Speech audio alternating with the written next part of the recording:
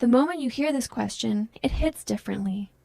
What's worse, being cheated on or being completely ignored in your own marriage? Imagine this. You're lying next to your partner at night. They're right there, but feel a million miles away.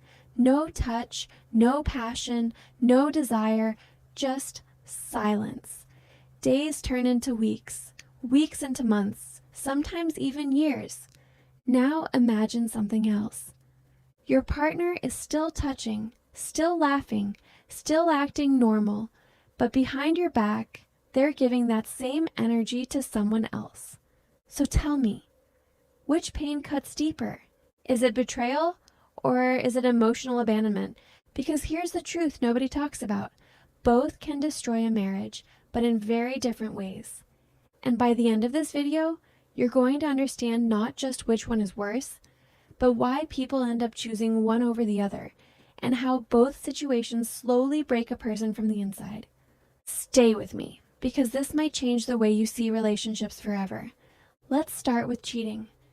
Cheating feels like a sudden explosion. One moment, everything seems fine, and the next, your entire world collapses. It's not just about physical betrayal. It's about trust being shattered. It's about realizing the person you believed in chose someone else over you. And the worst part, it makes you question everything. Was I not enough? Did I miss the signs? Was any of it even real? Cheating doesn't just hurt your heart, it attacks your self-worth. For many people, it creates scars that last for years. Even in future relationships, trust becomes fragile. You overthink more, you doubt more, you guard yourself. But here's something important. Cheating is often loud. It gets exposed, it leads to confrontation, it forces a decision. Either the relationship ends, or both people are forced to face the truth and rebuild. Now, let's talk about something much quieter, but just as dangerous. A sexless marriage. This one doesn't explode, it slowly dies. At first, it feels like a phase. Maybe stress, maybe health issues, maybe just life getting busy. But then weeks pass, then months, and suddenly intimacy becomes a memory. No kisses, no desire, no connection.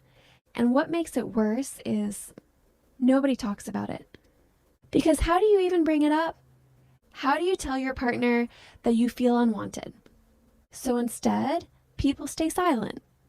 And that silence turns into resentment. You start feeling rejected, even if your partner never says a word.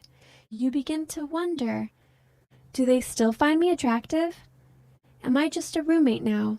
Is this all marriage is supposed to be? And unlike cheating, this pain is invisible. There's no clear event to point at, no single moment where everything broke. It just fades, slowly, until one day you realize you're emotionally starving in a relationship that's supposed to fulfill you. Now here's where things get complicated, because sometimes these two problems are connected. A sexless marriage can lead to cheating. Not always, but often enough to talk about. When someone feels consistently rejected, ignored, or undesired, they become vulnerable.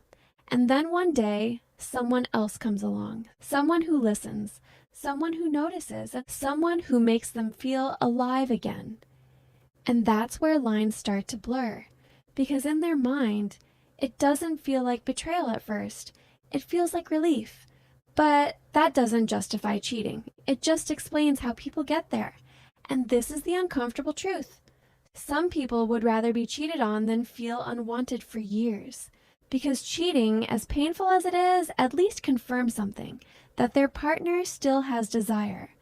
But a sexless marriage, that can make you feel invisible, unseen, unwanted, and that kind of emotional neglect can be just as damaging as betrayal. Now let's flip it. Some people would rather live in a sexless marriage than be cheated on. Why? Because cheating breaks trust completely. It introduces lies, secrecy, and humiliation. It's not just about losing intimacy, it's about losing respect. And once respect is gone, rebuilding a relationship becomes incredibly difficult. So, again, What's worse? The answer isn't simple, because it depends on what hurts you more as a person. For some, betrayal is unbearable. For others, emotional neglect is slowly suffocating. But here's what most people don't realize. Both situations have the same root problem: disconnection. When communication breaks down, when emotional needs are ignored, when intimacy is no longer a priority, the relationship starts to weaken. And if nothing changes, it either turns into distance or destruction. So instead of asking which one is worse, maybe the better question is, why do relationships get to this point in the first place? Because healthy marriages don't suddenly become sexless, and loyal partners don't randomly wake up and decide to cheat. There are signs. There are